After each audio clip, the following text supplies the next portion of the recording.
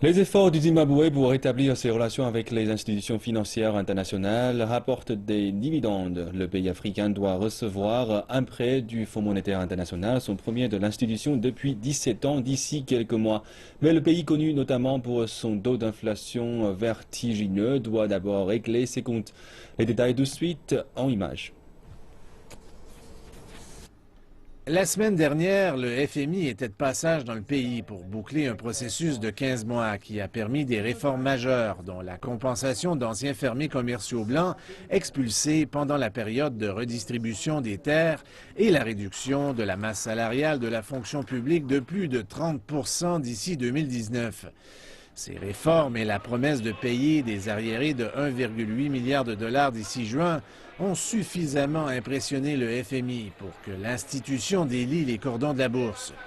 Le montant exact sera décidé plus tard, mais le gouverneur de la Banque centrale, John Mangoudia, a dit que le fonds avait consenti à doubler la somme disponible pour le pays à 984 millions de dollars. Une goutte d'eau dans l'océan si on considère l'ampleur des problèmes du Zimbabwe. Mais c'est quand même un vote de confiance qui pourrait aider à changer l'image négative du pays. Il faut apprécier la position du FMI. Ils sont satisfaits des progrès du pays et cela envoie un message positif à la communauté internationale.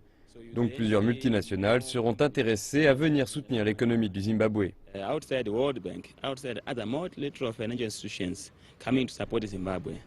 Le profil défavorable d'un pays plombe inévitablement les investissements étrangers et rend plus difficile le financement du secteur privé.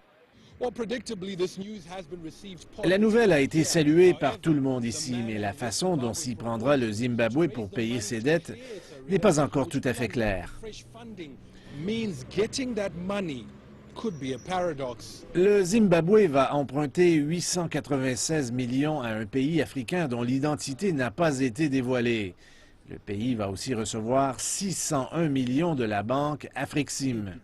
Nous sommes en train de creuser un trou pour en remplir un autre. Vous empruntez pour payer des dettes. Le gouvernement a été pressé de reviser sa stratégie fiscale portant sur les dépenses d'investissement. Emprunter de l'argent, ce n'est pas un problème. Le problème, c'est la raison pour laquelle vous faites ces emprunts. Si vous empruntez pour consommer et que cela n'amène aucun développement, vous aurez encore des problèmes puisque vous n'avez pas créé les conditions favorables pour rembourser. C'est ce qu'on a vu jusqu'à maintenant. La dette globale du Zimbabwe s'élève à 8 milliards 300 millions de dollars et ralentit considérablement la reprise économique. La perspective d'une aide internationale donne au pays une meilleure chance de surmonter ces défis.